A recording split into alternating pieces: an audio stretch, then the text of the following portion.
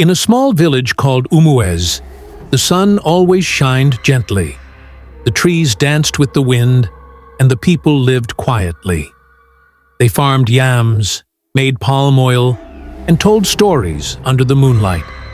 Everyone in Umueze knew everyone. It was a place of peace. But there was one thing the people feared: a river. Not just any river, but Mmiri, the bad river. It flowed on the edge of the village, deep inside the forest. People didn't go there, not even the hunters. The women didn't fetch water from it. The children didn't play near the river, because the river hates children. Yes, a river that hated kids. Long, long ago, before most people were born, the river was friendly. It flowed happily and sparkled under the sun. Children would run there to play. They splashed, swam, and picked shiny stones. The sound of their laughter filled the air.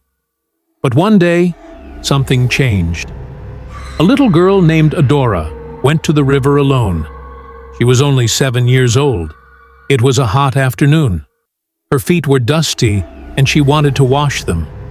She told her big sister she would be back soon. But Adora never came back.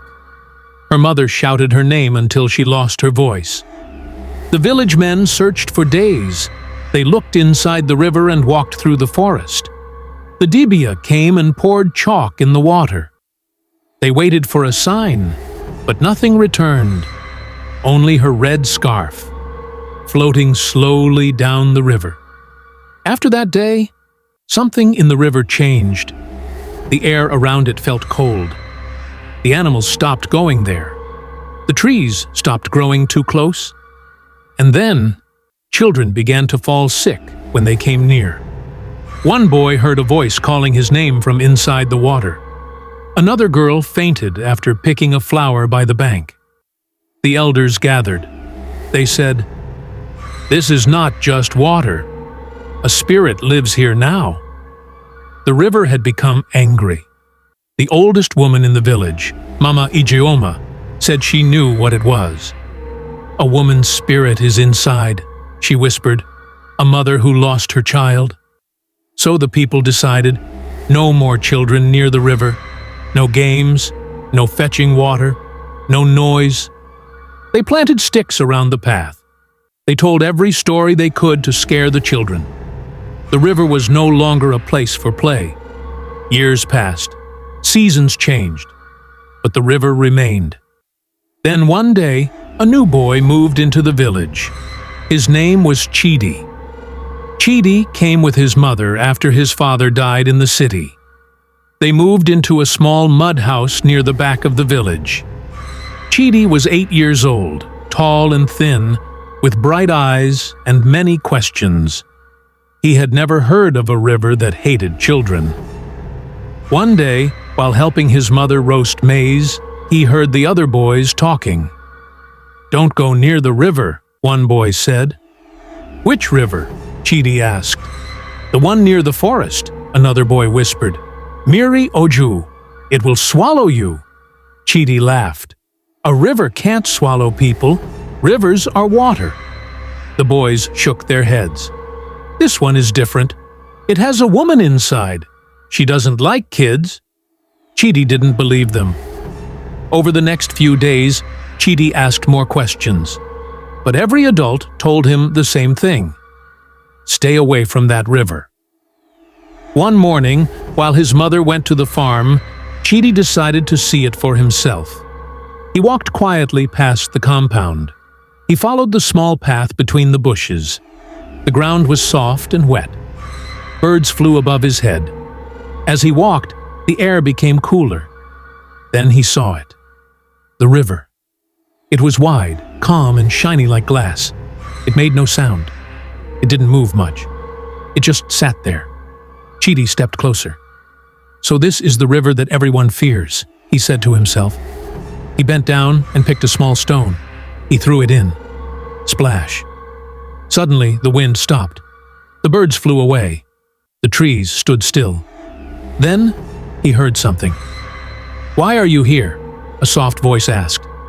Chidi looked around. There was no one. He heard it again. "Why are you here?" He turned back to the river, and then he saw her. A woman was rising from the water. She wore a long blue cloth that moved like waves.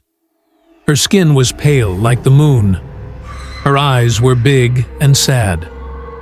"I told them to stay away," she said. "Why don't they listen?" Chidi couldn't move. He was too scared. "I'm sorry," he said softly. "I just wanted to see." The spirit looked at him closely. "You remind me of my son," she said. "He was like you. He had your eyes. He laughed like you." She floated closer. "He drowned in this very river. While I was washing clothes, I turned away for just 1 minute, and he was gone." Chidi swallowed hard. "That's very sad." I cried and cried. But the people blamed me. They said I was careless. They said I didn't watch him. So I stayed. I became the river. I kept my pain. And I made a rule. No more children. Just then, Chidi's mother burst through the bushes. "Chidi!" she shouted. "Chidi, come back!" She ran to the edge and saw her son standing before the spirit. The spirit looked at the mother. "You care for him," she said. "Yes," the mother said, holding her chest. "He is all I have." The spirit sighed. "I didn't mean to hurt him, but I carry my pain."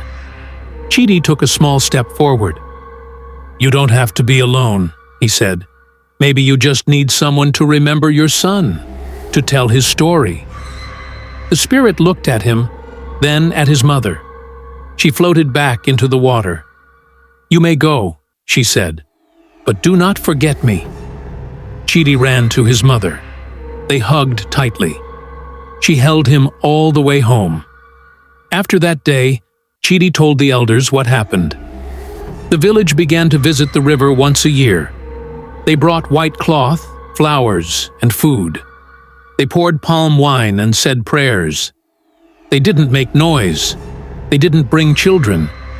They just came to remember the spirit's son. The river never took anyone again. But no child ever played near it. Because the river still remembered. And it still said no to children.